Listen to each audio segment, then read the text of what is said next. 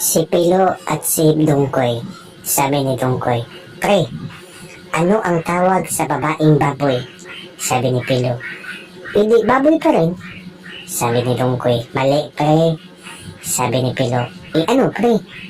Sabi ni Dungkoy, "Hindi bugger, di ba baboy? Bugger." Si Bintong at si Puloy. Sabi ni Bintong, "Pre, bakit kapag walang kuryente, brown out ang sinasabi nila? Brown ba ang paningin nila kapag madilim?" Sabi ni Puloy, "Yan ang di ko alam, pre. Pero gusto mo suntukin ko mata mo para magdilim paningin mo? Ginugulo mo ang nagpapahinga kong utak eh." Ang matinik na si Mickey.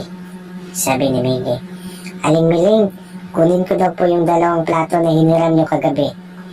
Sabi ni Aling Miling, "Iho, kunin mo na lang kay Bintong." Sabi ni Mickey, "Pre, kunin ko daw yung tuki, sabi ng nanay mo."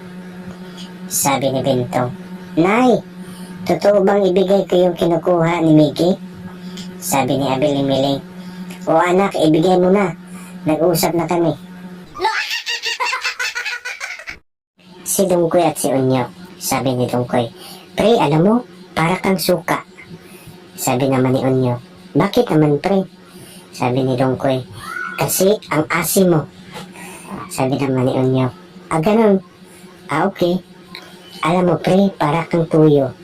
Sabi naman ni Dungkoy, "Bakit naman, pre?" Sabi ni Unyo, "Kasi ang itim-itim mo, pre."